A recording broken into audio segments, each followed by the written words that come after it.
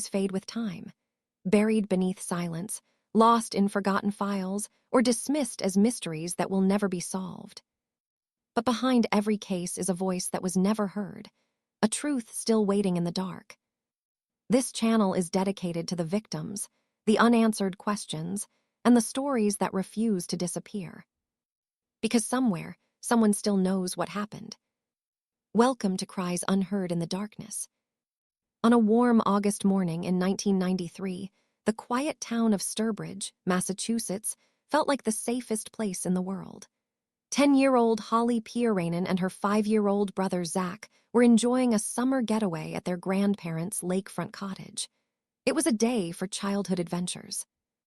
At 11:45 a.m., the siblings set off down a quiet road.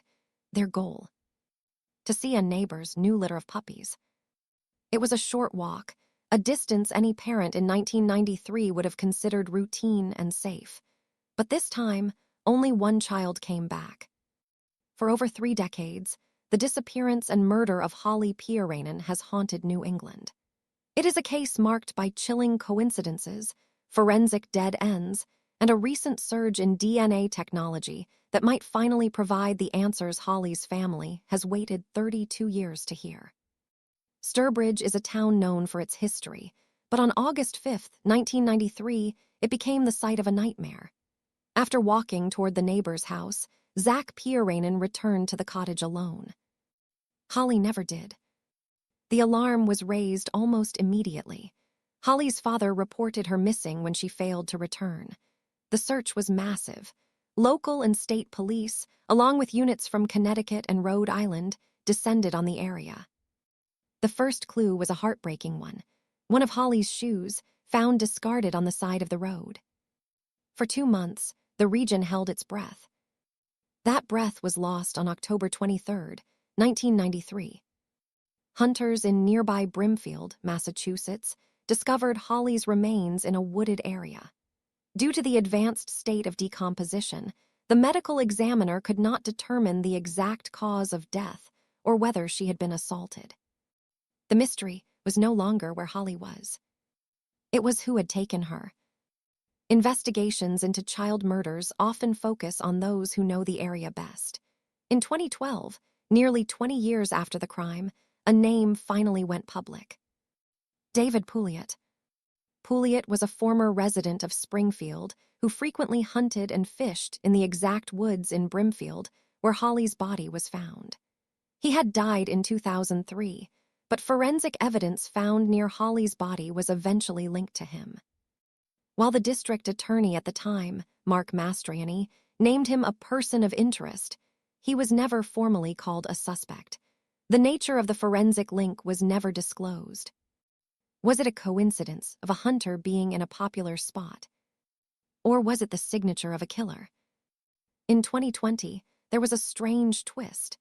Investigators exhumed the body of a 22-year-old man in a Hampton County cemetery, praying to find a letter placed in the coffin that might name a killer. But after 20 years in the ground, water damage had destroyed the document. Another lead washed away. While Pouliot is the official person of interest, a team of retired investigators has focused on a different lead: a man in a brown pickup truck. On the day Holly vanished, a man in a brown truck was seen driving down a neighboring street, just 200 yards from where Holly stood. A teenage girl reported that the man slowed to a crawl, leering at her and her cousin. He turned around and passed them again.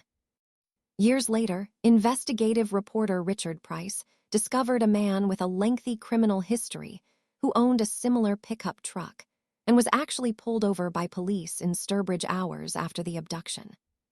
Here is the most chilling detail.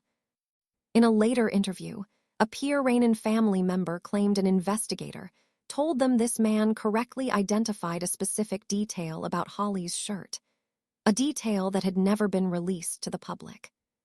If he knew what she was wearing, how could he be anything but the killer?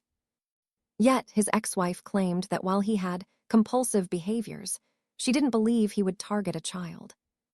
7 years after Holly was taken, another tragedy struck. In June 2000, 16-year-old Molly Bish disappeared from her lifeguard post in Warren, Massachusetts. Her body was also found in the Hampton County woods, just 5 miles from her home. The similarities were impossible to ignore. But there was a more personal connection. When Holly went missing in 1993, a 10-year-old Molly Bish had actually written a letter to Holly's parents. "I am very sorry. I wish I could make it up to you. Holly is a very pretty girl. I wish I knew Holly. I hope they found her." To this day, investigators look for a link. As of late 2025, no concrete evidence proves the same man killed both girls, but the shadow of one case always hangs over the other. Time is the enemy of evidence, but it is the friend of technology. On October 23, 2025, District Attorney Anthony Galuni made a landmark announcement. His office is conducting a forensic investigative genetic genealogy effort. They have DNA from the 1993 crime scene, DNA that has never been matched to a person. By using publicly available genealogy databases, they are now hunting for the killer's distant relatives. It is the same technology that caught the Golden State Killer and recently solved the 1984 murder of Virginia Hannon in Plymouth. For the Piirainen family, this news comes at a time of deep personal loss. On March 1, 2025, Holly's mother, Christina Harrington, passed away after a long illness. She spent 32 years wondering who took her daughter. Her family now hopes the DNA will finally bring the peace she couldn't find in life. The investigation is also focusing on a new piece of physical evidence: a white Boston tank top found near Holly's body in 1993. They are asking the public, who owned this shirt? Holly Piirainen would have been 43 years old today. She is remembered through a scholarship fund and the Garden of Peace Memorial in Boston. But the best way to honor her is the truth. If you have any information regarding this case, please contact the Hampton County District Attorney's Office. The answers are out there, hidden in the DNA and the memories of a summer day in 1993. Thanks for listening to Cries, Unheard in the Darkness. If this story stayed with you, you're not alone. Subscribe and like, because the darkness always has more to say. Until next time, listen carefully.